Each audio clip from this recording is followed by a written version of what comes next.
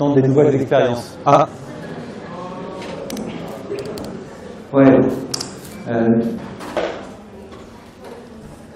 J'ai essayé de tester du nouveau matériel. La semaine prochaine, je me suis installé un micro-cravate. Et la semaine prochaine, je vais tenter de brancher le micro-cravate sur ça. Comme ça, j'aurai pas de micro. Mais je suis pas sûr que ça marche. Bon. Donc la semaine dernière, on n'a pas pu faire court. Bon là, ça marche beaucoup mieux. Bon, en fait, c'était pas très grave. Hein. C'était juste l'appareil qui s'arrête quelquefois. Et dans ce cas-là, il faut débrancher et rebrancher la prise. Bon, c'est un peu dommage, on a perdu du temps. En même temps, ce que j'ai fait, c'est ce que je vous ai dit, c'est que j'ai mis le cours de la semaine dernière, je l'ai fait dans mon bureau après. Et donc, je l'ai mis sur YouTube. Donc, ça nous évitera de perdre du temps, parce que on doit aussi avancer par rapport aux directions d'études, et donc perdre un cours, c'est pas simplement un cours à rattraper à la fin, mais c'est aussi perdre du temps par rapport à l'avancée des directions d'études, et par rapport à l'avancée des collègues aussi. Donc c'est pour ça que j'ai fait ça. Bon, donc j'imagine que ça peut être assez rébarbatif de m'écouter pendant 1h30 dans mon bureau, ça je crois que c'est assez juste. Bon, maintenant, voilà, je l'ai fait. Ce que j'ai fait parallèlement aussi, c'est que j'ai mis les diapos, je les ai mis sur le site comme d'habitude. Dans cette 1h30, j'avais quasiment terminé le chapitre, d'accord? Mais cela dit, il y avait un point qui ne me paraissait pas très très clair dans ma présentation, et donc on va reprendre à la hauteur de ce point, c'est-à-dire les 4 derniers transparents, et après on commencera le chapitre suivant. Bon, vous avez tous eu direction d'études la semaine dernière. Ça va, il n'y a pas d'interrogation particulière sur direction d'études? Bon. Ok. Il y a quelque chose aussi que je voulais vous préciser, c'était sur le régime des absences en travaux dirigés, parce que j'ai reçu quelques mails d'étudiants qui me demandent d'accusé réception de leur absence, de leur excuse pour les absences. Donc c'est très bien effectivement de s'excuser lorsqu'on est absent, mais moi je ne peux pas, en fait, c'est simple, c'est que je ne peux pas le gérer. En gros, il y a 350 étudiants en L1, s'il y a 35 absents, 10%, disons qu'il y en a 15 qui m'envoient à chaque séance de la division leur justificatif d'absence, je n'ai pas de secrétaire pour m'en occuper, c'est un truc dont je ne veux pas m'occuper. En gros, je considère que ce n'est pas mon travail, mais personne ne le fait à ma place. Donc ce que je vous demande dans ce cas-là, c'est vous justifiez votre absence auprès de votre chargé de TD, d'accord? Et donc, vous le justifiez à la séance suivante, sachant qu'il y a 4 séances de TD. Si vous avez été absent à la première séance, à la seconde séance, vous allez le voir en début de séance et vous lui donnez votre justificatif d'absence. Comme ça, c'est lui qui le gérera et qui me le donnera ensuite. Évidemment, par contre, ça je le fais, c'est que c'est moi qui fais l'harmonisation des notes à la fin de l'année. Enfin, pas à la fin de l'année, à la fin du semestre, c'est moi qui récupère toutes les notes de tous les chargés de TD et qui check toutes les absences, etc. Qui vérifie ce genre de choses. C'est clair que quand un étudiant est absent très régulièrement, moi je le mets défaillant. C'est pas, je fais comme s'il n'avait pas de note en TD. Donc quand il n'a pas de note en TD, ici il y a un système qui est assez mauvais, c'est qu'on lui met 0. Moi je trouve que franchement on devrait le mettre défaillant, c'est-à-dire ne pas avoir de note. Ce qui est pire qu'un 0, parce qu'un 0, ça permet de calculer une moyenne. Si vous avez eu 20 dans une autre matière et 0 dans une autre, ça fait quand même 10 sur 20 de moyenne, d'accord? Par contre, si vous êtes défaillant, absent, dans ce cas-là, on ne peut pas calculer la moyenne. C'est-à-dire que vous avez manqué à une obligation, et dans ce cas-là, il est impossible de calculer une moyenne. Donc, à la première session, l'absence vaut 0. Ensuite, l'absence vaut défaillance. À l'examen, je ne sais pas très bien. Je pense qu'à l'examen, l'absence vaut défaillance. En contrôle continu, l'absence vaut 0. L'absence à toutes les interros, etc. Autre règle aussi, c'est que quand on a dans le même genre, quand il manque une interro, par exemple, il y a un étudiant qui n'était pas là et une interro. Alors, il peut être, soit il a une bonne raison, il était absent excusé, c'est possible, d'accord? Soit il n'a pas d'excuse. Bon, s'il n'a pas d'excuse, je mets 0 à l'interro. Mais s'il est excusé, ce que je fais, c'est que si on n'a pas la possibilité de lui donner une autre note, dans ce cas-là, je remplace la note manquante par la note de l'examen. Je remplace la note manquante par la note de l'examen après le coup. D'accord? Donc c'est la règle que j'ai aussi pour simplifier les choses. Bon. Donc effectivement, Donc on en était à ces questions d'acquis, variation et d'effet report. C'est mon tableau qui est là. Dans ce tableau, alors peut-être que vous n'avez pas tous regardé la vidéo, du coup il y a une partie du cours qui va vous manquer. Maintenant, on va essayer de se débrouiller avec ça. Donc dans ce tableau, on vous présente quoi? Vous voyez, on vous présente pour les années 2013, 2014, 2015 et 2016 les données du PIB, produit intérieur brut, par trimestre. Premier trimestre, second trimestre, troisième trimestre, quatrième trimestre. Donc en colonne, vous lisez les PIB trimestriels, d'accord, par année, dans l'ordre T1 à T4, et puis en ligne, ça nous sera utile par la suite, vous lisez ce qu'on a produit au premier trimestre, second trimestre, troisième trimestre, quatrième trimestre. Non, en ligne, vous lisez le T1, d'accord, et vous le voyez pour les années 2013, 2014, 2015 et 2016. Ok? Donc c'est comme ça que fonctionne ce tableau. Autre élément qui est important à comprendre dans ce tableau, c'est que ce tableau, il suit la conjoncture. Ce sont des données trimestrielles. Donc les données trimestrielles, typiquement, elles sont produites juste après la fin du trimestre. Et le problème qu'on a, c'est qu'on a des données manquantes. Vous voyez, alors, on est en 2016, mais j'aurais dû le faire pour 2018. Okay, en gros, à la fin du mois de septembre, le trimestre se termine au mois de juin, le 30 juin. Et le temps de faire le calcul, à la fin du mois de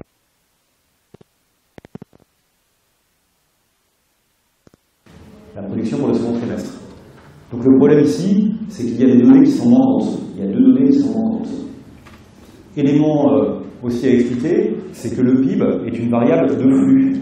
Donc une variable de flux, c'est une variable qui ne se mesure pas à une date, mais qui se mesure entre deux dates, contrairement à une variable de stock. On est d'accord?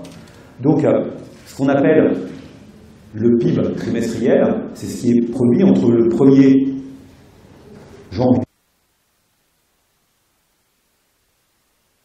Donc c'est un flux. Si vous additionnez des flux,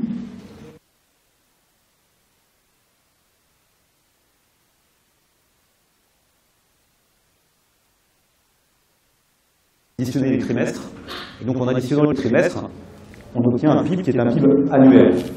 Ok? Et puis, ce qui est en dessous ici, ce chiffre-là, c'est la moyenne du PIB trimestriel. C'est en moyenne ce que l'on produit à chaque trimestre de l'année 2016. Autrement dit, le PIB annuel 2116, c'est 4 fois 529. On est d'accord? Puisque lorsque on fait le PIB annuel, on fait la somme, et lorsqu'on fait la moyenne des PIB trimestriels, on divise la somme. Ça, c'est pas du tout à cause de moi, hein, c'est le matériel. Quand j'aurai mon adaptateur, ce que j'espère, c'est que je pourrai brancher directement ce truc-là. Je peux le mettre dans ma poche. Je pourrais donc directement brancher ce truc-là sur ça. Et ce que j'espère, c'est que, enfin, c'est pas sûr parce qu'il faudrait peut-être une table de mixage ou un truc comme ça. Non, mais, oui, ça serait pas bête d'avoir des micros sans fil. Ça serait pas con. Surtout, avoir les deux mains quand on fait le cours, c'est pas mal. Parce qu'à la fin, moi, j'ai du rhumatisme à l'épaule gauche. Et donc, si je peux me passer et avoir un seul micro, ça serait vraiment génial. Ça veut dire que je peux même me balader comme un télévangéliste dans mon fil pour faire cours. Surtout en ayant ma tablette sans fil aussi. Ça serait assez rigolo. Bon, on n'en est pas encore là, on verra la semaine prochaine. Donc, le PIB annuel, c'est 4 fois la moyenne des PIB trimestriels. Puisque le PIB annuel, c'est la somme, et le PIB, la moyenne du PIB trimestriel, c'est simplement la somme divisée par 4. Divisé par 4. Voilà, du coup ça crachote, c'est horrible. Divisé par 4, d'accord? Donc, si vous additionnez ça, ça et ça, vous obtenez 2116,1. Et si vous divisez par 4, vous obtenez 529. Et 529, c'est la moyenne. On cherche à suivre la conjoncture. Et évidemment, quand on suit la conjoncture, on voudrait en quelque sorte, avec les informations qu'on a déjà sur le premier trimestre et le deuxième trimestre, indiquer ce qui est susceptible de se passer sur le troisième et sur le quatrième, et donc indiquer, avoir une première idée du taux de croissance de l'économie entre 2015 et 2016 en ayant déjà les 2 premiers trimestres. L'idée de l'acquis de variation, c'est une idée qui consiste à dire que lorsqu'on a des données manquantes ici, on peut les remplacer par la dernière donnée connue. C'est-à-dire, on peut faire comme si, en fait, les 2 derniers trimestres qui nous manquent seraient comme le second trimestre. D'accord? Donc ça, c'est une technique qui consiste à dire, il y a des données qui nous manquent parce qu'elles ne sont pas encore réalisées.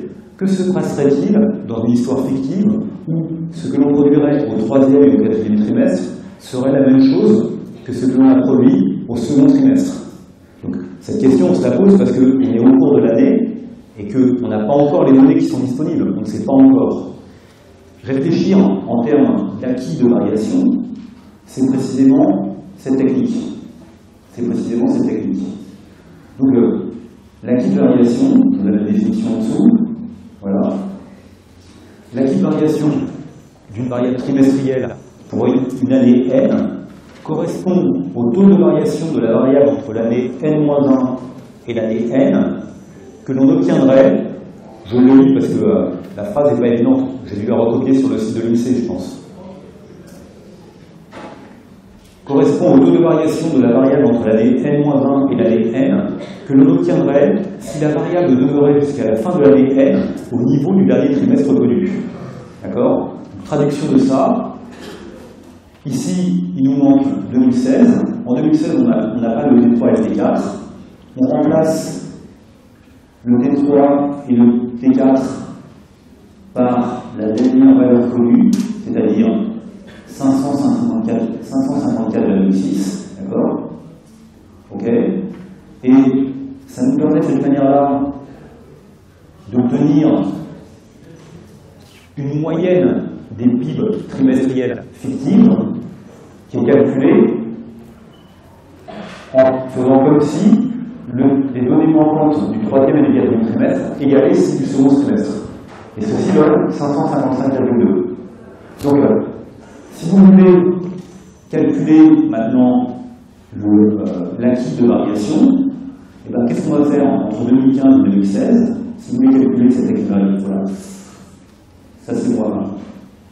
Entre 2015 et 2016, il va falloir comparer la production moyenne de 2016 en faisant comme si les T3 et les T4 allaient correspondre aux T2 à la production moyenne en 2015 qui a été obtenue.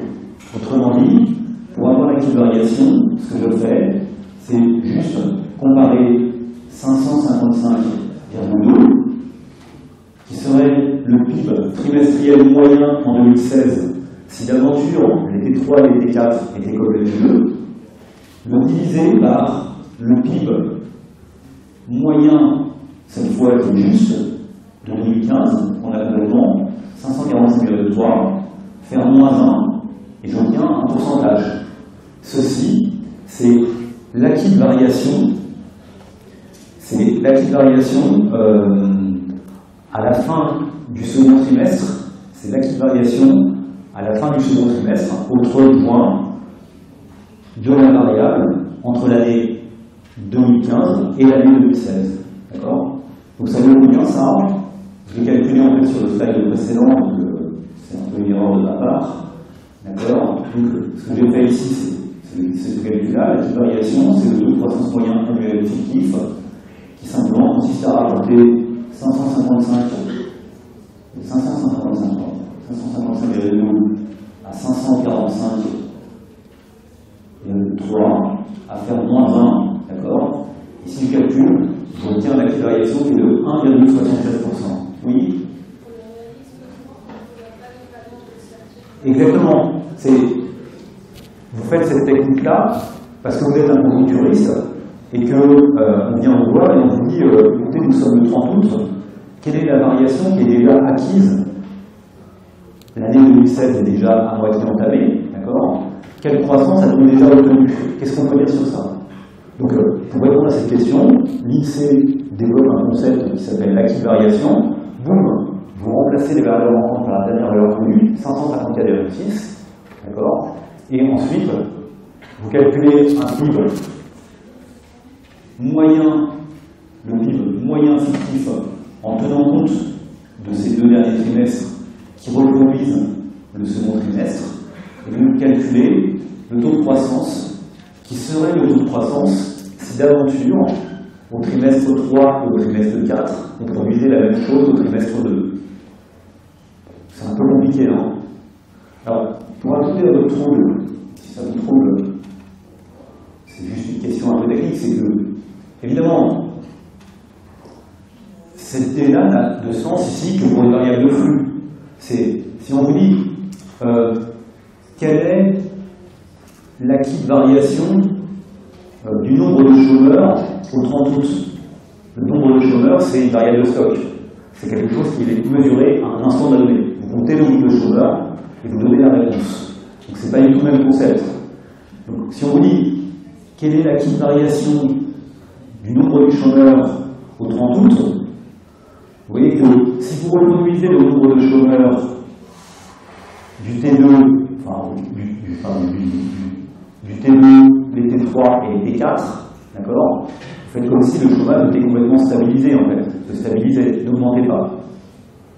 Donc, dans ce cadre-là, la notion d'acquis de croissance n'a pas d'intérêt. Et ça n'a aucun intérêt, d'ailleurs, de comparer le nombre de chômeurs moyens parmi les mois. Vous n'allez pas faire moyenner pour obtenir le nombre de chômeurs de l'année et vous regardez le chômage le 31 décembre. Vous ne faites pas la moyenne des chômeurs à la fin de chaque trimestre. D'accord? Ça n'aurait pas de sens. Le chômage en 2012, c'est le chômage au 30 décembre 2012. Ce n'est pas le nombre moyen de chômeurs dans l'année, ce qui n'aurait aucun sens. Enfin, ce qui n'aurait aucun sens. Ouais, ce qui n'a pas de sens. Alors que par contre, quand vous mesurez la variable de flux, vous voyez que pour avoir un PIB annuel, vous additionnez les pics trimestriels. Pour avoir un chômage annuel, vous n'additionnez pas les chômeurs trimestriels. D'accord? Vous regardez simplement le chômage du 31 septembre, 31 décembre. Donc ce calcul que je viens de faire, qui consiste à comparer la moyenne des PIB annuels entre les deux, en complétant et en redonnant comme dernière réalisation le même niveau, a un sens ici pour un flux. D'accord? Pour un stock, ce n'est pas une notion qui a un intérêt en soi. Alors, il y a quelque chose que vous pourriez me dire, mais qui est assez bizarre, qui est que quand vous avez un flux, en fait, quand vous comparez l'année 2016 à l'année 2015, en fait, vous comparez 2 ans. Vous avez besoin de 2 ans d'observation, du 1er janvier 2015 au 31 décembre 2016. Donc, il y a une espèce de paradoxe, c'est imaginez que vous êtes le 4 janvier 2016, d'accord? Vous êtes le 4 janvier 2016, et donc l'année 2016 vient tout juste de commencer, et vous voyez que au 1er janvier 2015, vous pouvez aussi calculer un acquis de variation. Au 1er janvier 2016, vous pouvez aussi calculer un acquis de variation, comme si la croissance de l'année 2016 existait avant même que l'année 2016 ait commencé. Et effectivement, vous pouvez très bien considérer que, si je utilise cette définition qui est là-haut, je peux très bien prendre, je ne connais pas les données pour 2016, je suis au mois de janvier 2016. Et la donnée que je connaisse, c'est 549,9, d'accord? Donc je peux dire, supposons que l'année 2016, que je ne connais pas encore, les valeurs qui vont être prises en 2016 correspondent à ce qui s'est passé lors du dernier trimestre connu, 549,9. Je fais comme si les trimestres de l'année 2016 étaient comme le dernier trimestre de l'année 2015. On peut faire ça, hein, d'accord? Dans ce cas-là, je peux calculer un acquis de variation 2015-2016 au 1er janvier. Au 1er janvier 2016. Je ne sais pas si c'est ce que je fais. Au 1er janvier 2016. C'est quoi la variation 2015-2016 au 1er janvier 2016? C'est simplement 500. Vous faites comme si l'année 2016 allait être comme le dernier trimestre de l'année 2015. Donc vous faites simplement 549,9. Voilà. 9. Vous le divisez par ce qui s'est passé en moyenne lors de l'année 2015, 545,3. Vous enlevez 1 et vous trouvez l'acquis de variation 2015-2016 au 1er janvier 2016, c'est-à-dire avant même que l'année ait commencé. Est-ce que ça donne bien ce que j'ai écrit là? Est-ce que ça donne bien 0,0054? C'est ça? Vous l'avez calculé? Vous l'avez calculé pour le calculer? Mais sentez votre calcul, ça vous avez une fois sur la mienne. Enfin, quelqu'un le fait. C'est ça ou pas?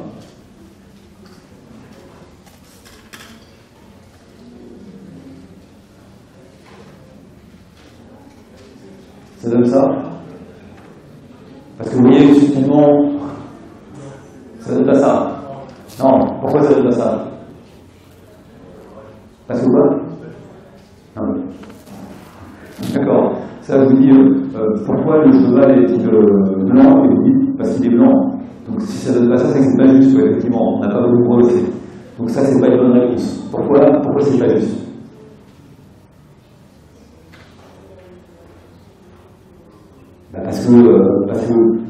Parce que ce que j'ai marqué là, vous voyez, c'est la question, c'était l'acquis de variation 2015 au 1er janvier 2015, d'accord?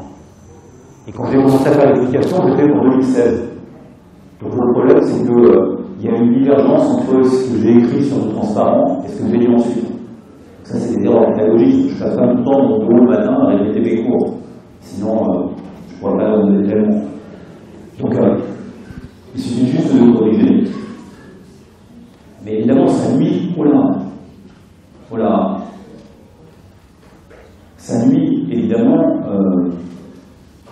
D'accord? Donc, on va répondre à la question qui est posée. Je reprends.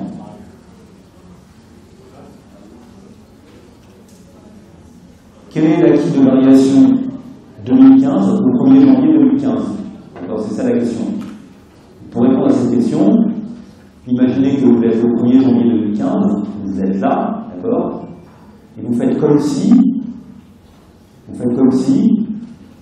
l'année 2015, les trimestres manquants de l'année 2015, allaient être le même que le dernier trimestre connu, c'est-à-dire le dernier trimestre de l'année 2014.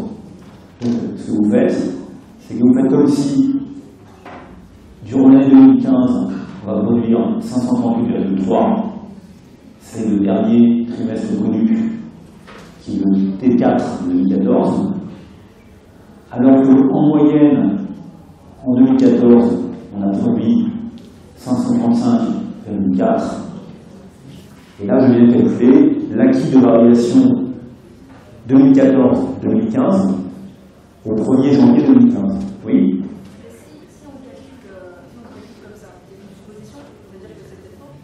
Non mais,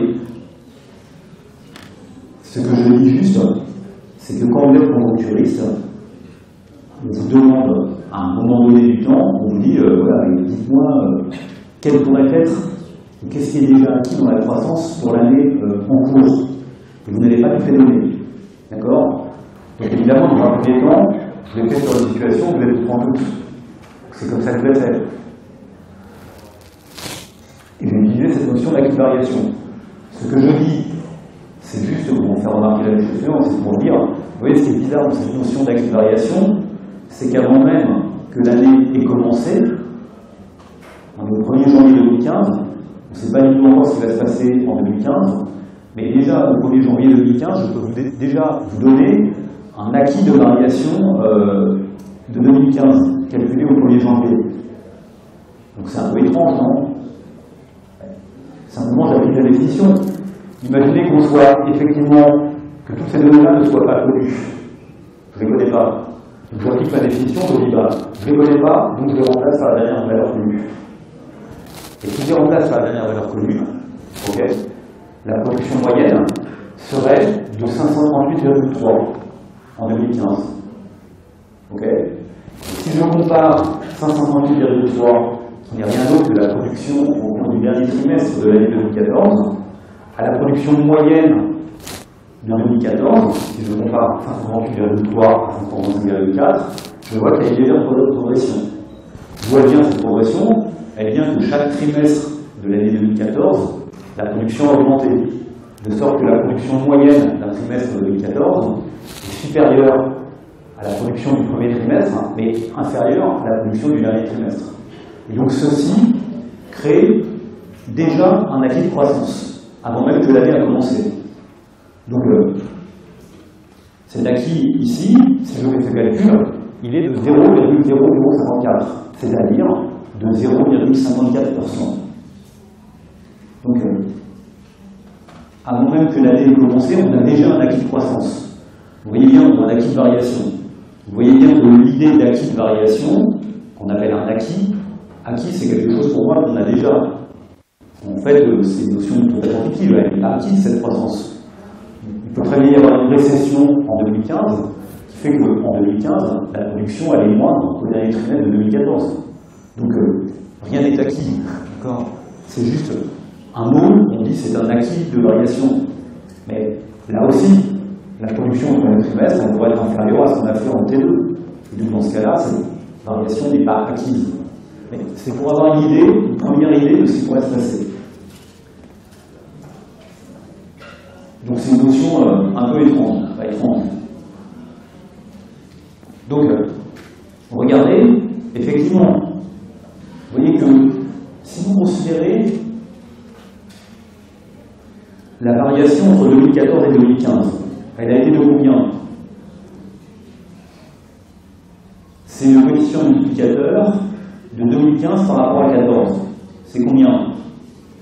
C'est juste ce que vous avez produit en moyenne en 2015, 545,3, d'accord, divisé par 535,4.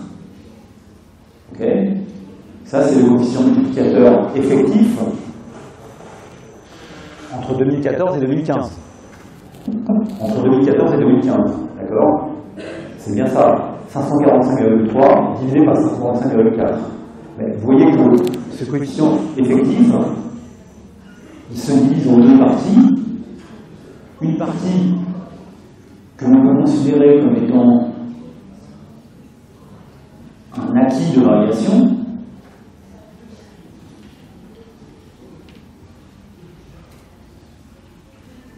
un acquis de variation au 1er janvier,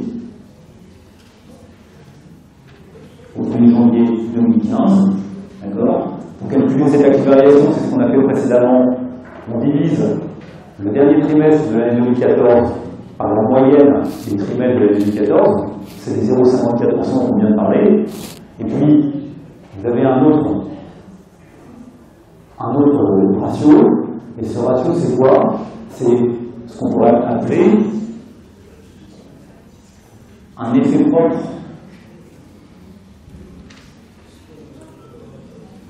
à l'année 2015. Donc, vous voyez, ce que je viens de faire juste là, c'est dire la variation globale entre les deux années, je peux toujours la décomposer entre d'un côté un acquis de variation et de l'autre côté un effet propre à 2015. Voilà, un effet propre à 2015 qui est ce qui se passe au-delà de l'acquis de variation. Donc, dans ce cas-là, on dit une chose qui n'est pas évidente, on dit que l'acquis de variation au 1er janvier donne lieu à un effet de report sur l'année 2015. Donc on fait comme si on dit que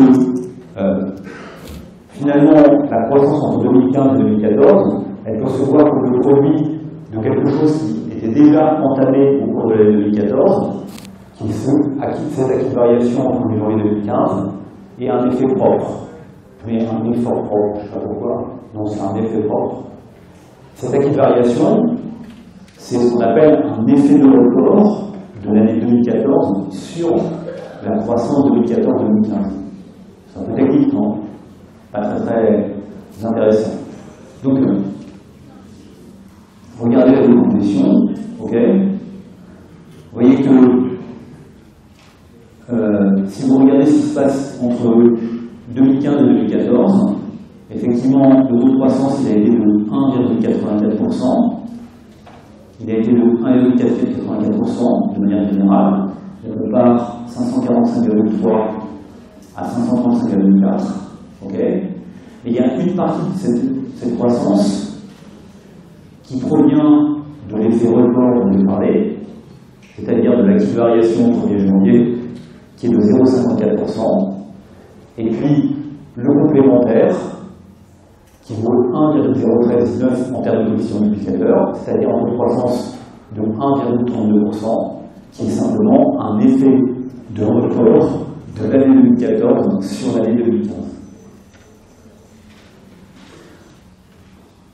Donc j'ai décomposé la variation globale entre 15 et 14, qui est de 1,84%.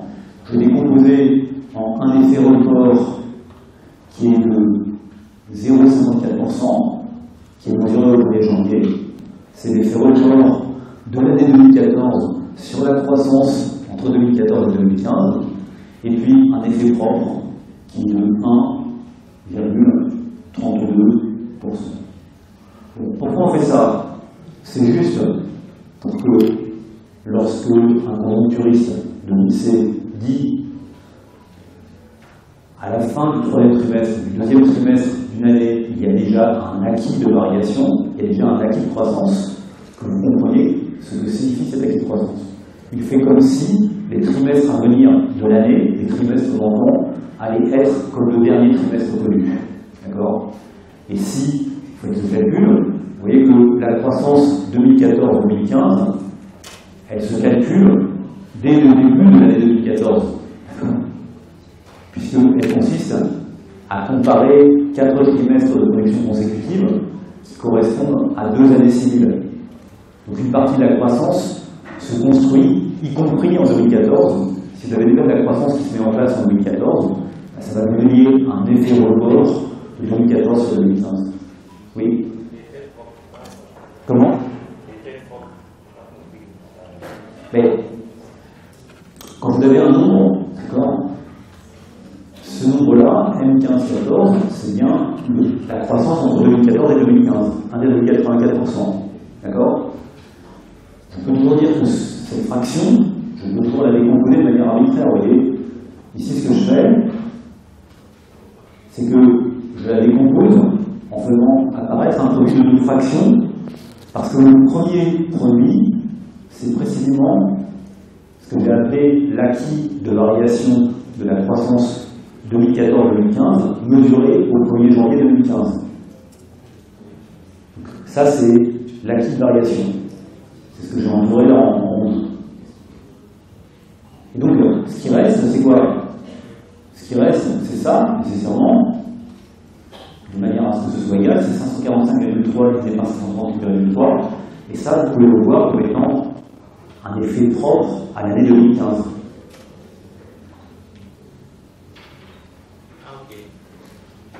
C'est très conventionnel, puisque l'acquis de croissance, on n'est pas dedans. On voit très très bien qu'en 2015, l'économie s'effondre. La croissance, elle n'est jamais acquise. Si les gens s'arrêtent de travailler le 30 octobre, eh ben, il n'y aura aucune production dans le pays. Donc il n'y aura pas d'acquis de croissance. Donc on fait comme si, en fait, on restait à la même vitesse. Comme si on produisait la même chose. Donc du coup, ça crée un acquis de croissance dès le 1er janvier. Et donc, le complémentaire de cet acquis de croissance, c'est l'effet propre à l'année. C'est juste dire ça. C'est une question de définition, en fait. C'est pas une question, il n'y a aucun concept mathématique derrière ça. Mais c'est juste pour dire, voilà, un conjoncturiste qui va vous parler de cette manière-là, il va vous parler d'acquis de variation, et ensuite, l'acquis de variation se transforme en effet report pour déterminer la croissance effective de l'année. C'est un ingrédient dans la salade. Donc, ce que je dis juste ici, c'est dire que les 1,84%, c'est en fait un effet report plus un effet propre. D'accord? C'est une forme de décomposition. Bon. Oui.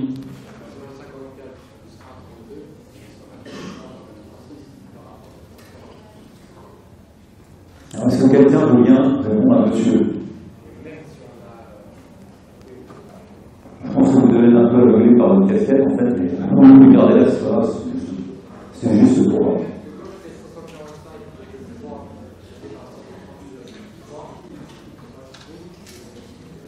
Mais vous voyez que subtilement, d'accord, je vais vous répondre. Subtilement, quand j'ai dit ça, j'ai mis le plus entre guillemets. Parce que précisément, ce n'est pas un plus mathématique. Vous savez bien que les pourcentages ne s'additionnent pas. D'accord? Sauf lorsqu'ils sont nuls. Ils ne s'additionnent pas. Donc effectivement, là, c'est l'illustration. 1,84 plus 0,54, 0,54 plus 1,2, ça fait 1,86. Ça ne fait pas 1,84. On est d'accord? D'accord? Les pourcentages ne s'additionnent pas, mais les coefficients multiplicateurs sont multipliés. C'est bien ce que j'ai écrit là. Vous voyez que le coefficient multiplicateur 15,14, 545,3 divisé par 35,4, je peux le composer en deux morceaux, en deux fractions que je multiplie. Le premier est les coefficients multiplicateurs correspondant à la petite variation, qui va valoir 1,00541, d'accord? Et le deuxième, c'est ce qui reste. Ah, vous ne trouvez pas ce résultat?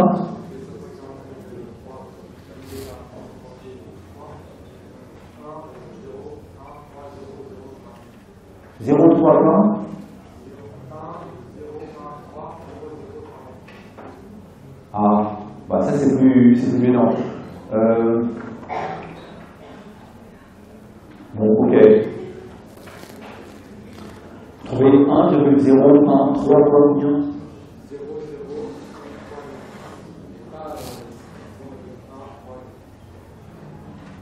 Vous trouvez 0, 1, 0 bien?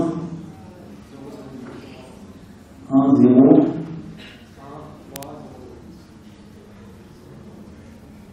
Comme ça? Ah, d'accord. Ok. Bon. Là, il y a deux solutions. Soit je me suis trompé dans le calcul, c'est possible, on peut aller regarder sur mon fichier Excel. Soit dans mes calculs, dans ce que j'ai fait, je l'ai fait à partir de peut-être de Excel. Et dans Excel, il y a plusieurs chiffres après la virgule, et donc, du coup, le calcul est un petit peu différent. Là, vous trouvez 1,031, ça fait quand même une assez grosse différence. 1,03113.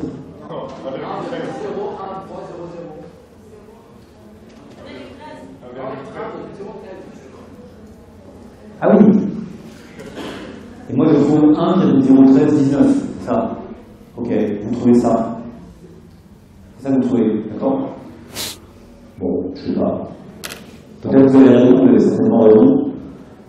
Vous pouvez peut-être tenter de risquer ce genre de choses pour régler ce problème-là. Bon, je ne sais pas du tout. Si ton fichier du comité visuellement, mais à quoi je passe le week-end? Alors.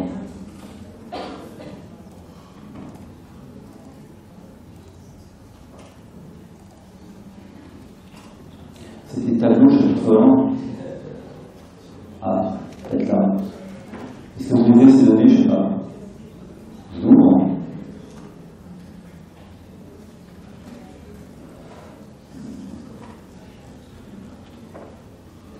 Ok. C'est ça les données que j'ai, d'accord?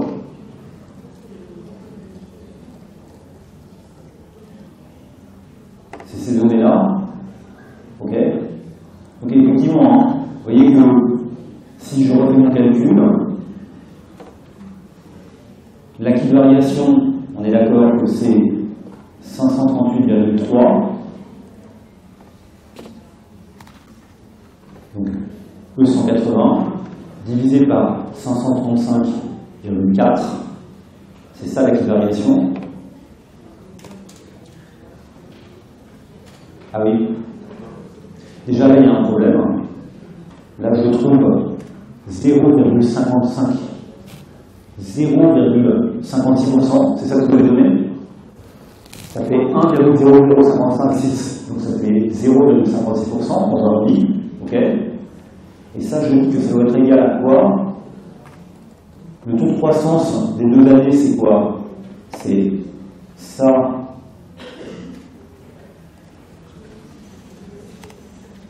divisé par ça moins 1. Donc ça c'est...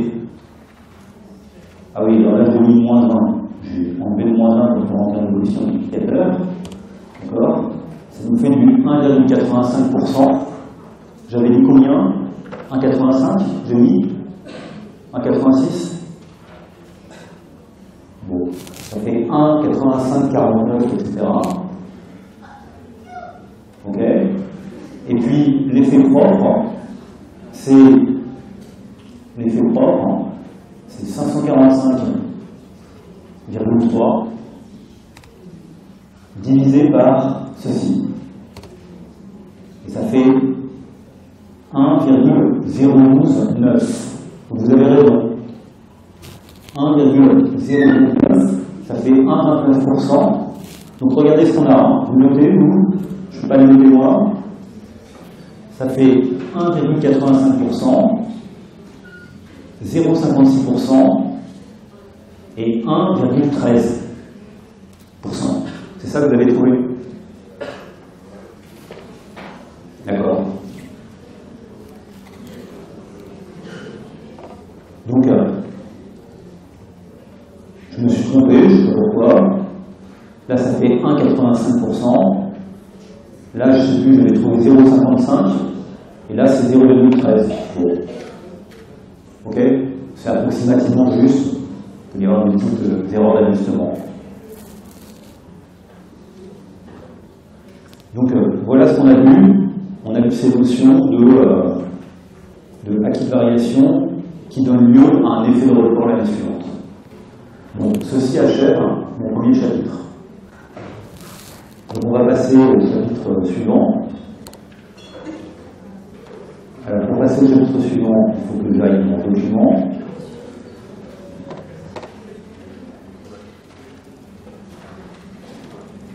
Ok. Oui?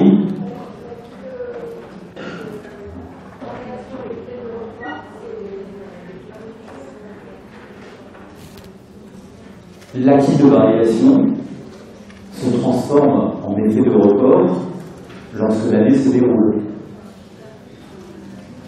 L'acquis de variation, c'est quelque chose qui est acquis à un moment, on mesure un moment, et puis à la fin de l'année, il est reporté. Bien sûr qu'il influence la croissance sur toute l'année, mais s'y ajoute un effet propre. Donc l'acquis de variation donne lieu à un effet report. Bon, franchement, là on y a passé combien? On y a passé pas loin d'une demi-heure sur cette question. Je ne suis pas sûr que cette question méritait vraiment une demi-heure. Non, mais dans le sens où c'est pas une question très très importante. Mais après tout, les conjoncturistes parlent souvent d'acquis de variation. C'est pour ça que j'en ai parlé. Alors, chapitre 2, analyser les variations de grandeur complexe. Donc, en fait, dans ce chapitre, on va essentiellement analyser, introduire la notion d'indice de Lasker et la notion d'indice de Pasch, qui sont deux statisticiens allemands. Vous voyez sans terminal, Lasker et Pasch? Ça ne voit pas en terminal? Bon, en tout cas, vous l'avez peut-être déjà rencontré sans vraiment le savoir. Mais c'est quelque chose que vous avez susceptible d'avoir déjà vu parce que, typiquement, l'indice de Lasker a une utilisation qui est très commune. C'est la notion d'indice d'inflation. L'inflation est un indice de Lasker. Le PIB lui-même est un indice de Lasker. Quel est le problème lorsqu'on mesure le PIB, lorsqu'on mesure l'inflation?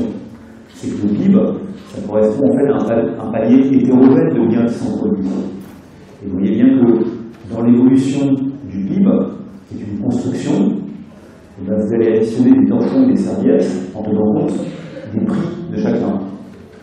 Vous pouvez avoir une augmentation de la production de torchons et de serviettes, et vous avez aussi des variations de prix, et vous avez aussi des variations dans la structure du PIB. Vous pouvez produire plus de torchons, moins de serviettes, etc. Donc, le problème, c'est que dans ce cas-là, on est face à ce qu'on appelle une grandeur complexe. Le PIB, c'est une grandeur complexe, une grandeur complexe, moi je vous caricature de cette manière-là. Une grandeur complexe, c'est quoi? C'est par exemple le PIB, c'est des prix, P, multipliés par des quantités. Vous voyez que cette multiplication, ce n'est pas une multiplication qui implique des scalaires, c'est une multiplication vectorielle, qui implique des vecteurs des prix et des vecteurs de quantité. D'un point de vue mathématique, cette opération, qui consiste simplement à additionner des liens, d'accord, faire des petits produits comme ça, si on a n liens, on va faire ce produit-là. Cette opération, c'est ce qu'on appelle faire un produit en maths. On appelle ça faire comment? Faire quoi? Un produit quoi? Ah, c'est bien, un produit scalaire. D'accord? Produit scalaire, c'est le programme de terminal ES. C'est dommage. Ben, franchement, c'est très facile à comprendre. Vous avez un vecteur de prix, vous avez un vecteur de quantité, d'accord? Et ce que vous voulez faire, c'est que vous pouvez calculer la valeur d'un panier. Donc simplement, vous prenez le prix du bien 1, vous multipliez par la quantité du bien 1, vous lui additionnez le prix du bien 2, multiplié par la quantité du bien 2, et ça, c'est ce qu'on appelle en mathématiques faire un produit scalaire. D'accord? Et le produit scalaire, pour vous distinguer d'une multiplication, je le note avec un point comme ça. P.Q, ça veut dire c'est le vecteur des prix, scalaire, le vecteur des quantités. C'est plus facile d'écrire cette notation-là que d'écrire P1Q1 plus P2Q2 plus P2Qn, ou encore la somme de I égale 1 à N des PI QI. Ça, c'est le symbole de sommation. Je somme, j'ai N biens, je les indice par I, qui va de 1 à N, et je somme les produits PQ, correspondant à chacun des biens, de 1 à N. Donc j'utilise cette sommation. C'est une somme de I égale 1 à N des PI QI. Vous voyez, c'est plus rapide de écrire P.Q. Mais il faut bien se rappeler que le point n'est pas une multiplication. Sauf si N égale à 1. Si vous avez un seul bien, les choses sont évidemment plus simples. Donc, une grandeur complexe, c'est ça une grandeur complexe. Une grandeur complexe, c'est une grandeur qui s'écrit comme un produit scalaire, dans lequel il y a plusieurs éléments qui rentrent en compte, et dans lequel donc, les variations de cette grandeur complexe, typiquement le PIB, peuvent être liées à des variations des prix, à des variations de quantité, et à des variations dans la structure des quantités, et des variations dans la structure des prix. Donc, c'est pour ça qu'on a construit ces indices synthétiques, et donc c'est le même chapitre.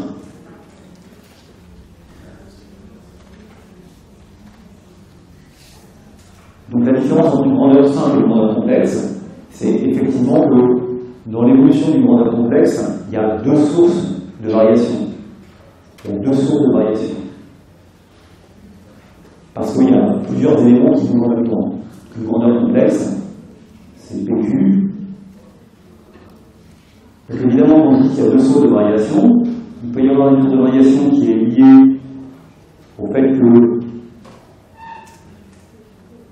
le budget, la dépense que vous avez dans chacun des biens, c'est la consommation, évolue. Et puis il peut y avoir une variation qui est liée au fait que la structure évolue. Que ce que vous mettez dans le panier de consommation évolue dans le temps. Donc c'est en cela qu'il y a deux sources de variation.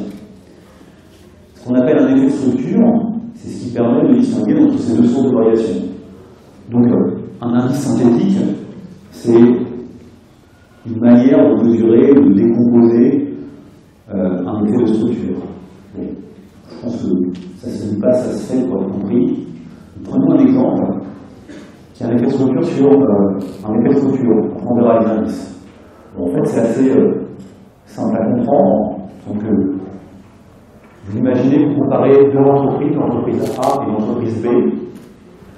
Et ces entreprises ont des structures d'effectifs qui sont différentes en termes de qualification. La structure d'effectifs de l'entreprise A, vous voyez que c'est 50% d'employés, 30% de techniciens et 20% de cadres. Alors que l'entreprise B, c'est une entreprise de technologie, donc elle a peu d'employés, elle a plus de techniciens, elle a beaucoup de techniciens, elle a beaucoup plus de cadres. Okay, donc elles n'ont pas la même structure de qualification. En même temps, chaque entreprise verse un salaire moyen par catégorie qui sont donnés là. Et comme vous le voyez, si vous regardez catégorie par catégorie, vous observez quoi? Vous observez que l'entreprise B donne systématiquement un salaire inférieur.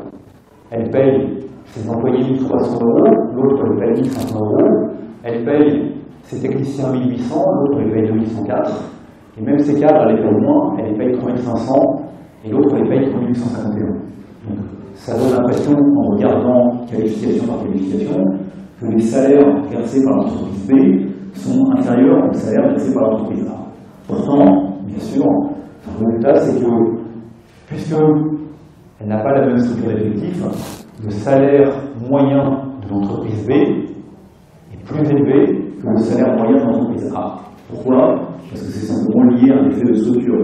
Le fait que la structure de qualification de l'entreprise B est plus élevée. Donc même si l'entreprise B verse des salaires qui sont inférieurs catégorie par catégorie, elle rémunère moins bien les gens à statut égal, clairement, malgré tout, son salaire moyen est plus élevé. Donc ce qu'on veut, c'est précisément décomposer l'écart qu'il y a entre le salaire moyen de l'entreprise A et le salaire moyen de l'entreprise B en un effet qui est lié à une différence de structure entre les deux entreprises. Et vous voyez, cette structure, elle est favorable à l'entreprise B parce qu'elle a plus de qualification, et un effet qui est propre à chaque catégorie de salariés. Et dans ce cas-là, vous voyez bien que l'entreprise A, elle rémunère mieux. Donc ici, un effet de structure, c'est simplement constater que le salaire moyen de A, il est inférieur au salaire moyen de B, alors que si vous comparez à chaque fois catégorie par catégorie, d'accord, vous constatez que le salaire catégorie par catégorie est supérieur à l'entreprise A par rapport à l'entreprise B. Ok? Donc c'est ce qu'on va. Quelle entreprise paye le mieux ses salariés? Si vous comparez le salaire moyen, vous voyez que l'entreprise A paye moins bien ses ouvriers, ses salariés, d'accord? On peut dire ça. Alors qu'en fait, il est évident qu'elle les paye mieux, parce qu'elle est très mieux catégorie par catégorie, entre les deux, il y a un effet de structure. Donc c'est ce qu'on va faire juste après la pause. Je propose qu'on fasse la pause. On y va. Donc, qu'est-ce qui se passe? Le problème ici, c'est que, vous voyez que le salaire moyen de A, je note W bar A, on aime bien faire des moyennes, quand on fait des moyennes, on aime bien mettre une barre au-dessus. En général, c'est une notation mathématique. Le salaire moyen de A, c'est quoi en fait? Le salaire moyen de A, c'est une moyenne pondérée par la structure par qualification d'entreprise A, moyenne pondérée des salaires à chacune des caractéristiques des qualifications. Donc le salaire, c'est la structure des effectifs qui donne les pondérations. J'appelle ça structure, d'accord? C'est la pondération multipliée par le salaire, d'accord? Donc, quand on compare le salaire moyen de A au salaire moyen de B,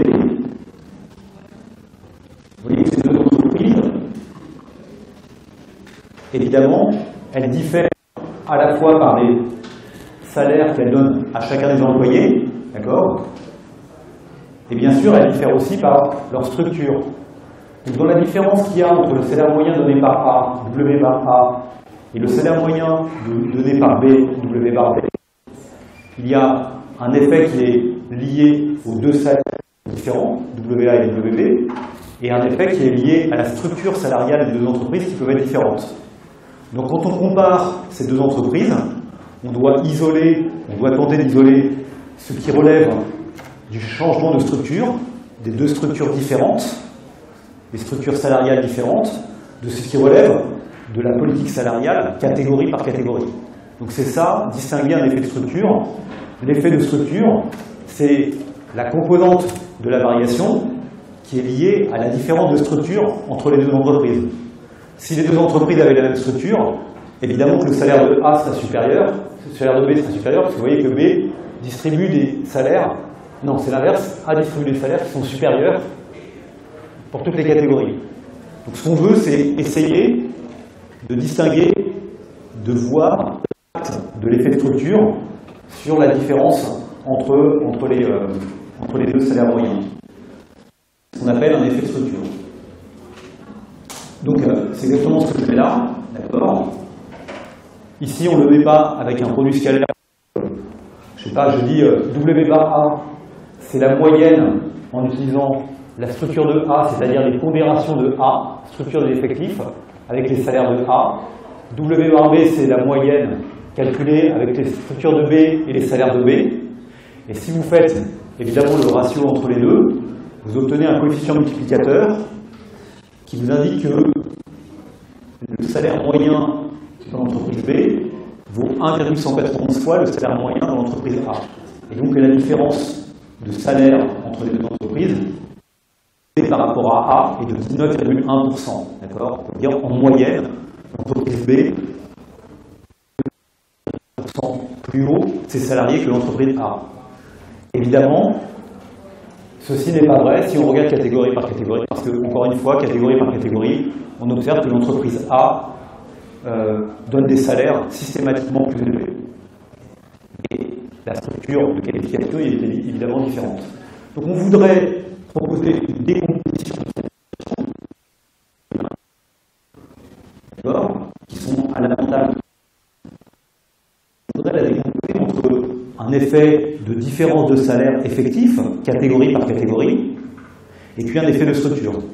Et évidemment que le 19,1% ici, le plus 19,1%, il provient uniquement de l'effet de structure. Enfin, l'effet de structure est très positif, alors que l'effet des salaires, le différence de salaire, on voit qu'il est à l'avantage de l'entreprise B, de l'entreprise A, d'accord? Il est à l'avantage de l'entreprise A.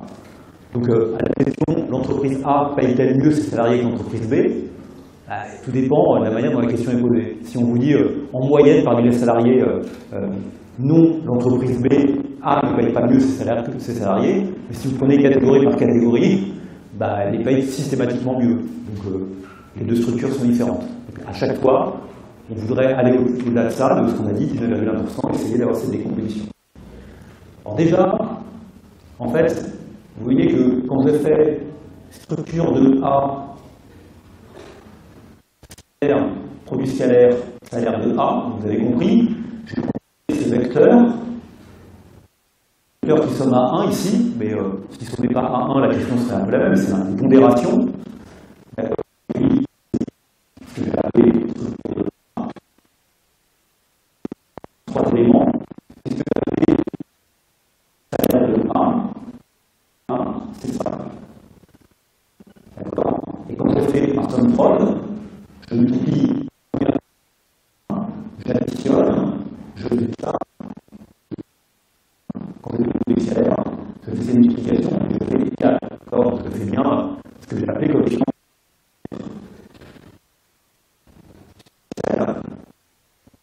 Cette opération, on appelle, ici j'ai mis le nom de la fonction, c'est somme prod. Ça veut bien dire ce que ça veut dire. On va sommer, d'accord, des produits élément par élément. C'est exactement ce qu'on fait. Donc regardez ce qu'on fait.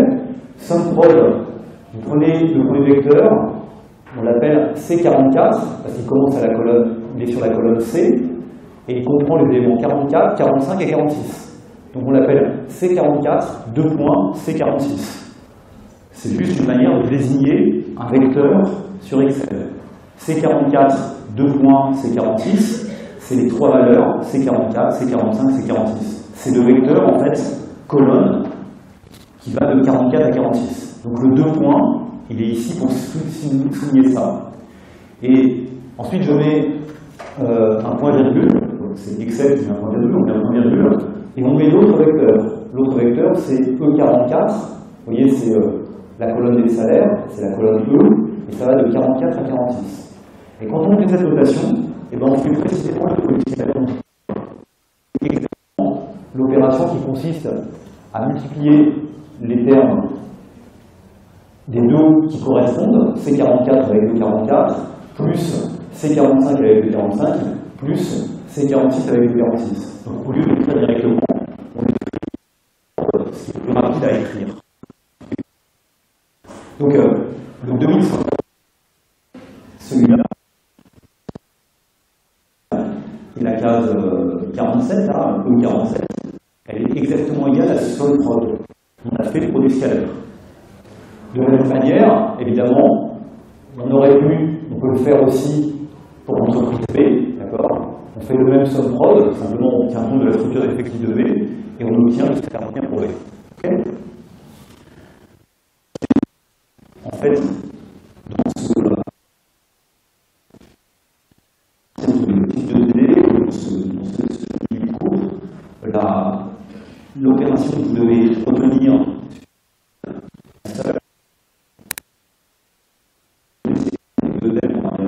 les deux M vont avec Excel. Ok, on met un seul.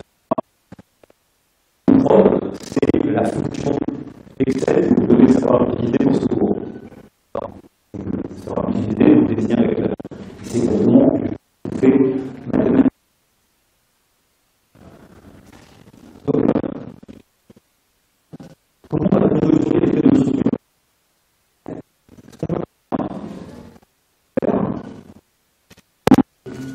Identifier l'effet des différentes structures entre les deux entreprises en faisant comme si elles avaient les mêmes salaires catégorie par catégorie.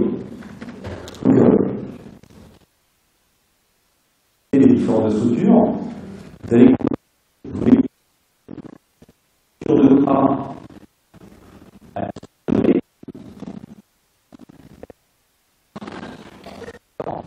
une manière de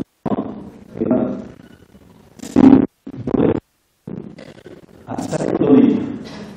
Par exemple, ce que vous pouvez faire, c'est que vous pouvez vous mettre un fictif où tout d'un coup, l'entreprise B, vous lui donnez les salaires de A. Donc dans ce cas-là, vous construisez une entreprise qui est l'entreprise B en termes de structure, mais qui paraît comme l'entreprise A. Si vous apportez qui exprime la structure de B avec les salaires de A, à la moyenne des salaires dans l'entreprise A, vous voyez que ce que vous allez faire comme comparaison, le A et le A, neutraliser l'effet des salaires, et ce que vous calculez, c'est bien la différence de structure. L'entreprise B avait les mêmes salaires, versait les mêmes salaires que l'entreprise A, d'accord? Alors,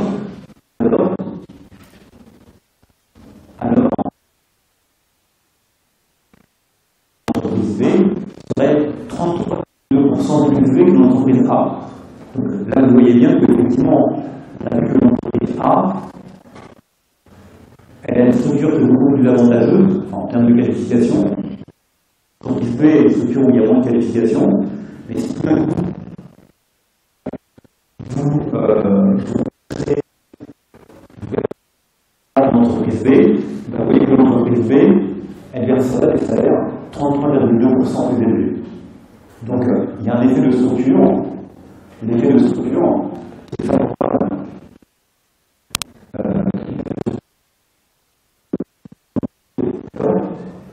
Et c'est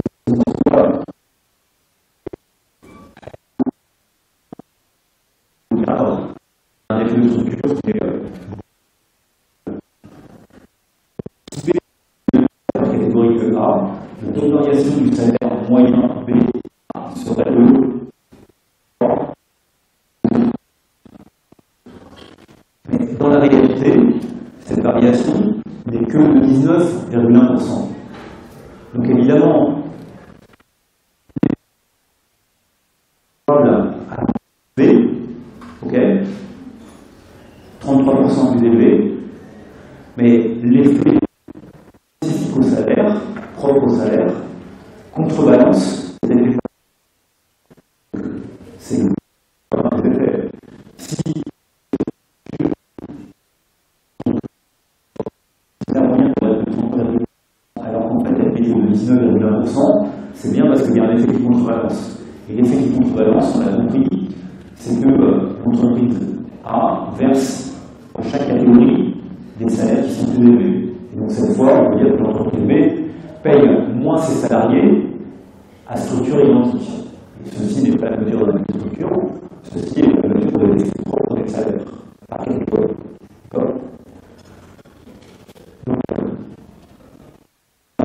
salaire par catégorie qui explique cette différence. Et vous voyez que cette variation des salaires par catégorie, cette fois, bien sûr, elle est plutôt défavorable. Moins ces salariés.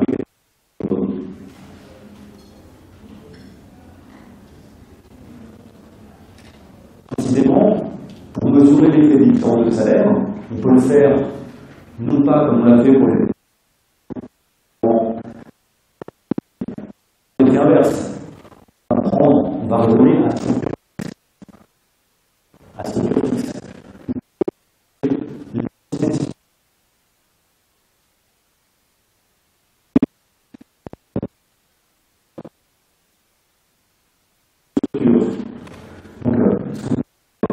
C'est faire comme si l'entreprise A est la structure de l'entreprise B. Et donc,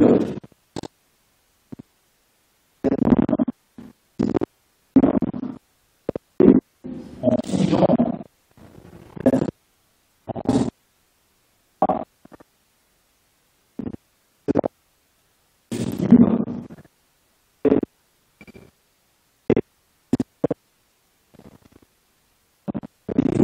cette entreprise, si on voit la structure de B et le salaire de A, parce que la structure par qualification qui n'est pas bonne du tout, d'accord? La même structure par qualification qui n'est pas bonne du tout. Ah non, c'est la meilleure, ce serait la meilleure, excusez-moi. Ce serait la meilleure des entreprises. Parce qu'elle a une structure par qualification qui est la meilleure, 50% de cadre, d'accord? Qui a des salaires les plus élevés. Ok? Et puis en même temps, on lui donne de A. Donc, et on sait que les salaires de A sont plus élevés que les salaires de B. D'accord? Catégorie par catégorie. Vous voyez que l'entreprise qui aurait la structure de B avec les salaires de A, évidemment, c'est elle qui a ses salaires moyens le plus élevé. Précisément, mesurer l'effet des différences de salaire catégorie par catégorie, c'est figer la structure ici en figeant avec la structure de B, et vous ne savez pas, l'évolution de 0,894. Ça veut dire que B par rapport à A verserait des salaires qui sont plus faibles de moins 10,6%. Ok, plus faible de moins 10,6%. Donc, qu'est-ce qu'on a vu en fait? On a vu qu'il y a une différence entre les deux qui était de 18,1%. C'est ça qu'on a vu. D'accord? 18,1%. C'est le début, me semble-t-il. Si je me rappelle les chiffres, 19,1%. Et ça, c'est en comparant l'entreprise A par rapport à l'entreprise B. En comparant l'entreprise B par rapport à l'entreprise A. Non, A par rapport à B. Ça, c'est bien l'écart entre A et B. A a un salaire moyen qui est de 19,1% plus élevé que B. D'accord? C'est ça. Non, c'est A par rapport à B ou c'est B par rapport à A? C'est B par rapport à A, excusez-moi. Ok. Donc ça, c'est bien la différence de salaire moyen. Ici, on la voit plus, on l'avait vu tout à l'heure. Et vous voyez que dans cette différence, il y a un effet qui provient de l'effet de structure. L'effet qui provient de l'effet de structure, il est de 33,2%. Si B a des salaires plus élevés en moyenne de 19,1% par rapport à A, c'est parce que sa structure, une structure plus qualifiée, donc ça vaut, ici on a calculé à 33,2%, plus un effet qui est lié à l'effet propre des salaires, à l'effet des différences de salaire, qui lui est négatif de 10,6%. Et vous voyez que la différence entre les salaires de B et les salaires de A provient d'une structure avantageuse pour B, d'accord? C'est de 33,3%, 33,2%. Mais par contre, si vous regardez catégorie par catégorie, vous constatez que que l'entreprise B verse des salaires qui sont inférieurs à l'entreprise A, et c'est ce que vous voyez là ici. Donc tout se passe comme si les 19,1% qui sont ici se décomposent en fait en deux composantes.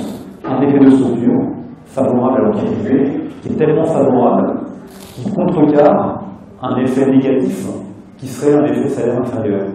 Donc ici, j'ai réussi à décomposer la variation totale entre deux effets, un effet de structure et un effet qui est propre au salaire.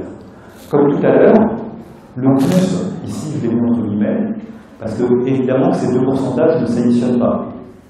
Ce sont les coefficients multiplicateurs qui se multiplient, comme on va le voir tout de suite. Mais vous voyez qu'ils ne s'additionnent pas, mais ils s'additionnent presque. 33,2 moins 10,6, c'est presque égal à 19,1%, et pas exactement, c'est proche. D'accord ?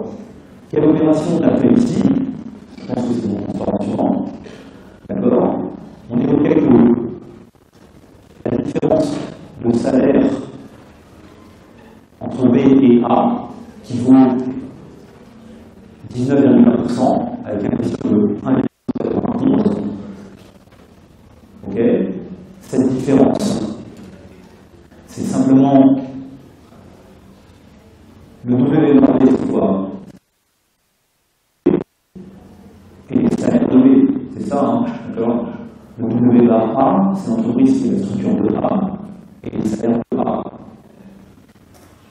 Ok? C'est ça, donc c'est la moyenne.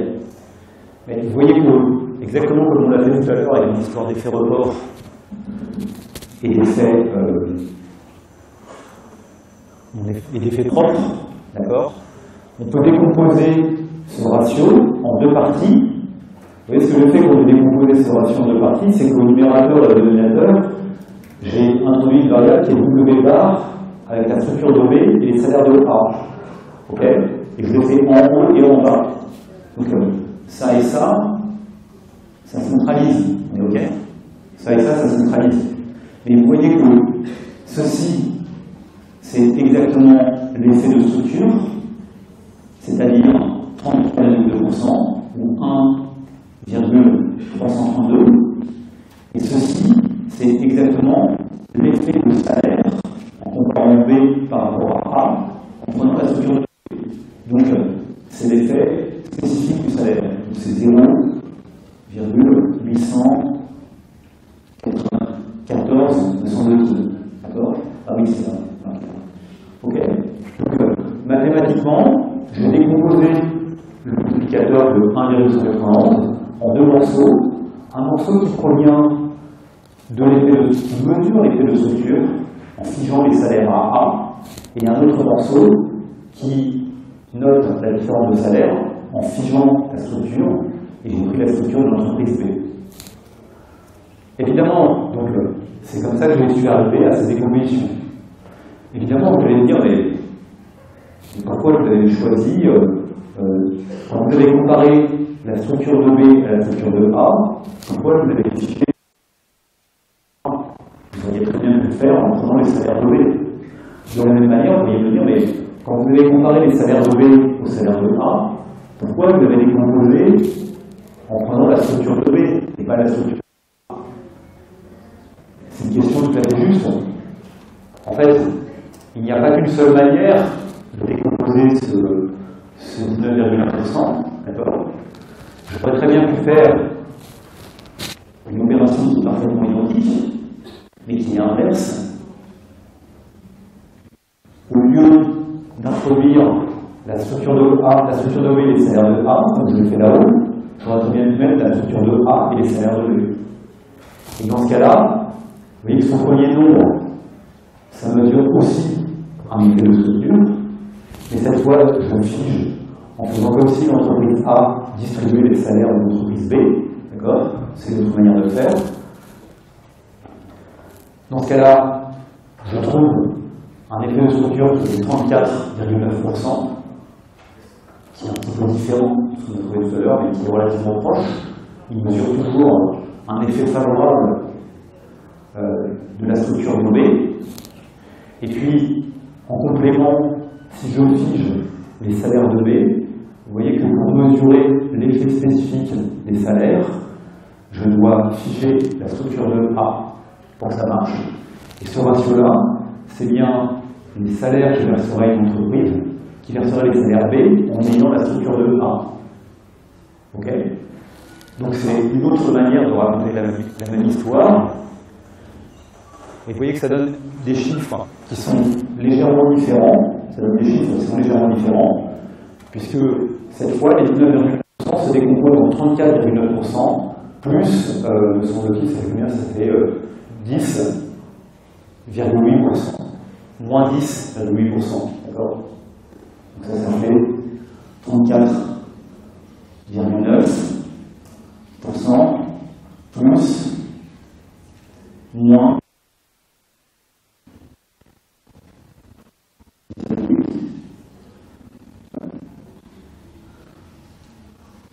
non, 11,2, non. Bon, excusez-moi, je ne sais pas. Quelquefois, je suis un peu. 11,2%. D'accord? Donc, c'est d'écrire la décomposition. Okay? Les deux manières de faire sont exactes. Les deux manières de faire ne sont pas exactes. Ces deux réponses à la même question, vous voyez que les deux réponses sont aussi légitimes l'une que l'autre, mais elles donnent des résultats un petit peu différents.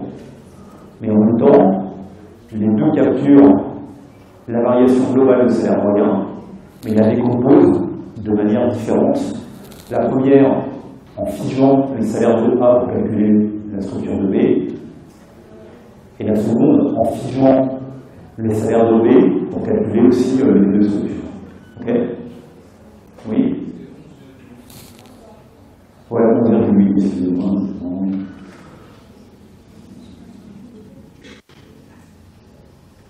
Bon, à la fin, on peut mettre une espèce de gros pâté, comme ça, on présume que c'est juste. C'est ce que vous faites quelquefois quand vous ne savez pas très bien sur votre copie, vous mettez un truc un peu qui est deux réponses à la fois. Ça peut rapporter gros. Le correcteur dit oui, ça va très vite. Bon, vous passez 1,8, d'accord? Les résultats sont proches, et il n'y a aucune raison de choisir une décomposition plutôt que l'autre. Les deux sont aussi légitimes, disent la même chose, la même question. Par contre, vous voyez que je vais connaître, et qui je le fais ici, on crée une nouvelle page, c'est que quand je compare A à B, c'est bien ça, hein, je compare bien A à B. Hein. Ah non, si je compare B à A, décidément, au numéro de cours, c'est quoi, je compare B à A ou A à B? B à A, ça vous calcule, hein, d'accord? Ok? Vous voyez, je peux le faire. Je peux essayer de mesurer ce qui ne serait pas cohérent. Ça serait d'abord de capturer une structure, par exemple, en figeant les salaires de A. D'accord? Voilà, ça c'est bien les structures. Ok? Mais vous voyez que si je fige les salaires de A, ce qui serait faux, ça serait de figer aussi la structure à B, à A, l'entreprise A, lorsque je calcule la différence de salaire. Si je fais ça, vous voyez que ça ne va pas fonctionner parce que dans les deux cas, je fige les salaires à A et la structure à A. Et du coup, je ne suis pas capable de faire ce que je faisais précédemment, c'est-à-dire de barrer des deux côtés. Ce que je veux dire, c'est que ce qui est juste, c'est que si je calcule l'effet de structure en figeant les salaires de A, je dois calculer l'effet propre des salaires en figeant la structure de B, et pas la structure de A. D'accord? Et inversement, si je calcule l'effet de structure en utilisant les salaires de B, et bien je dois calculer l'effet spécifique des salaires en figeant la structure de A. Ici, ce que je fais, c'est que vous voyez que dans les deux cas, j'ai figé sur l'entreprise A. ça ne permet pas de barrer le numérateur et le dénominateur. Ce qui est juste, c'est ce qu'on a fait, c'est de faire structure de A B salaire de A divisé par structure de A salaire de A multiplié par structure de B salaire de B divisé par structure de B salaire de A. Là c'est juste parce que vous voyez que ça et ça sont nuls. D'accord? Et de la même manière, la décomposition alternative, c'était l'inverse. Structure de A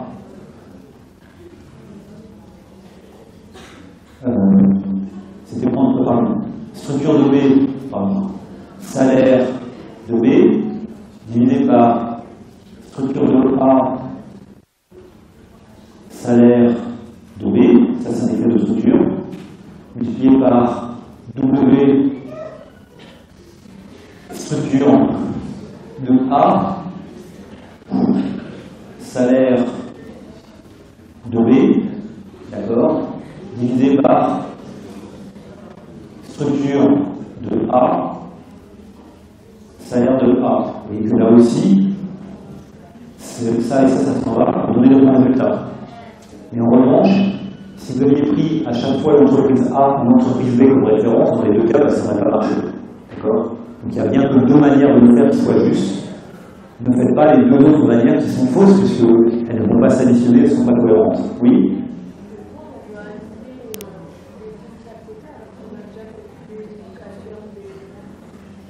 Vous voyez, c'est un petit peu comme si je vous disais, ok, W bar A sur W bar B, c'est W structure de A, salaire de A, divisé par W structure de B, salaire de B. D'accord? Ok? Donc,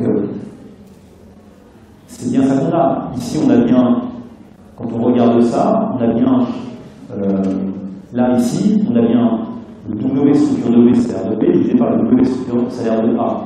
Et puis, j'ai multiplié en haut et en bas par la même quantité qui est W structure de B, salaire de A, W structure de B, salaire de A. Et ça mesure bien un effet de structure en figeant les salaires à ceux de l'entreprise A. Et le deuxième terme mesure bien un effet propre au salaire en neutralisant la structure.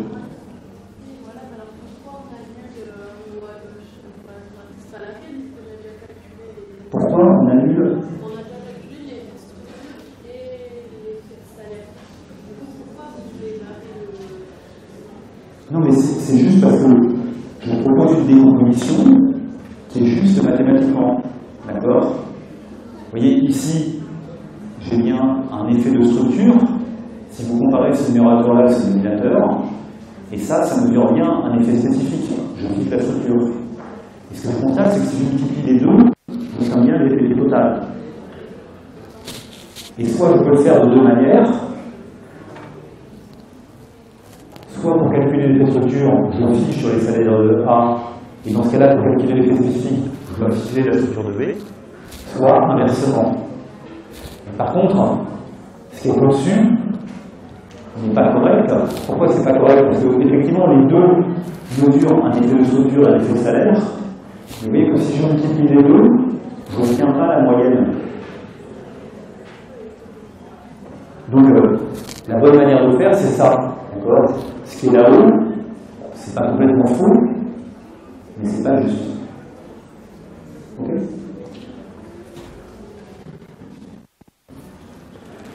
Bon, donc ce qu'on veut simplement, c'est juste faire ça, et on veut le faire peut-être pour d'autres notions que l'entreprise ici. On a vu ce qui est un effet de structure. Une application assez standard des indices, c'est chercher à calculer un indice d'inflation.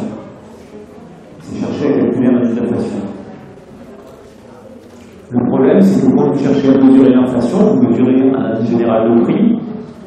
Et ce que vous essayez de voir, c'est comment le prix du panier aurait évolué c'est d'une année sur l'autre, la composition du panier ne change pas.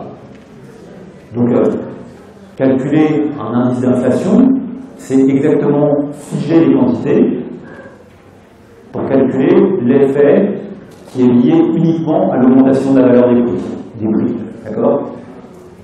Donc, quand vous calculez un indice d'inflation, vous raisonnez à structure des quantités inchangées. Okay? En fait, on sait très bien qu'une année sur l'autre, ce que les gens achètent évolue. Il y a 50 ans, il y a 20 ans, personne n'achetait de téléphone portable.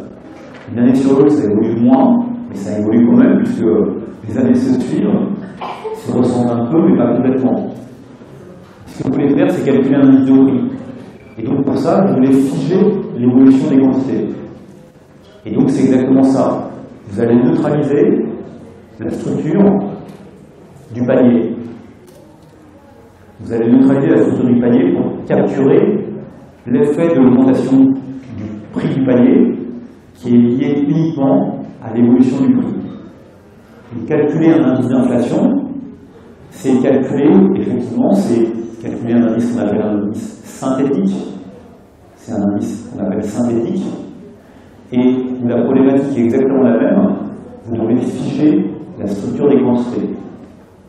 Faire ça, c'est ce qu'on appelle calculer un indice de Laspert. On va voir ce qu'on peut faire. Donc, bon, dans cet exemple, vous voyez, ce qu'on a chaque année, c'est qu'on a la décomposition du panier des dépenses du ménage, d'accord, avec en différents postes, plus ou moins fins. Donc ici, je ne sais pas, on fait ça par fonction au prix courant. On est capable de regarder la structure de ce panier. Mais vous voyez, cette structure ici, c'est une structure budgétaire. C'est une structure budgétaire. Ça, c'est ce qu'on appelle les coefficients budgétaires. Vous avez dépensé 11,2%, d'accord, en termes de biens et services divers. Donc ce coefficient budgétaire, ce n'est pas la structure du panier en quantité, c'est la structure du panier par dépense, par type de dépense. D'accord? Et puis à côté, vous avez des indices de prix pour chacune des composantes du panier. Le prix des chambres d'hôtel a augmenté de 1,9%, 101,9%. Et ce que vous voudriez faire, vous, c'est calculer un indice des prix qui mesure l'évolution générale des prix. Ok? Ce que fait l'INSEE, c'est que pour le faire, il considère les différents prix. Vous voyez, le prix des communications, des transports, ces communications, c'est de 11%. C'est lié à la baisse du prix des forfaits des portables. Ça a baissé de 11%. Ça représente 2,8% du panier du consommateur. Donc la tentation que vous avez, c'est d'utiliser les pondérations qui sont là pour faire une moyenne pondérée des indices de prix de chacune des catégories. Et en faisant ça, vous allez obtenir l'indice des prix à la consommation. D'accord? Vous allez obtenir l'indice des prix à la consommation. Donc l'indice des prix à la consommation, il est obtenu en regardant les coefficients budgétaires associés à chaque type de bien, à chaque catégorie de dépenses, de manière la plus simple possible, et en mesurant après pour chaque bien l'évolution du prix du bien. Vous savez de combien a augmenté le paquet de cigarettes, vous savez de combien a augmenté le forfait sur les portables, et si vous faites une moyenne pondérée de l'indice des prix de chacune des catégories, vous allez obtenir un indice global qui est l'indice des prix à la consommation. Dans cette affaire, il y a quelque chose qui est important, c'est que cette structure, elle bouge dans le temps. Elle bouge dans le temps. Votre panier de consommation, il évolue chaque année. Il évolue parce que les prix de chacun des biens évoluent, et il évolue parce que vos habitudes de consommation changent. Donc, le coefficient budgétaire, c'est le coefficient budgétaire de l'année précédente. Donc, vous figez la situation, la structure du panier. Vous prenez la structure du panier initiale au début de la période de l'année précédente pour calculer la moyenne de l'augmentation. Donc ce qui est important à voir dans ce tableau, c'est que le coefficient budgétaire, ah oui mince, ah non, parce que j'ai pas mis. Donc on va le relancer quand même 5 minutes pour faire l'essai. Regardez. D'accord. Là, tout est tombé. Tout ça parce que la batterie ne marchait plus. Ah mais si, regardez ça enregistre encore. On dirait que ça enregistre encore. Non, ça vous voyez que ici, c'est que les coefficients budgétaires, ils sont calculés à l'année 2000, comme calculés à l'année 2012. Et c'est ça faire un analyse de l'aspect. Pour faire la pondération. Pourquoi pondérer les évolutions par rapport à la structure du panier de l'année précédente?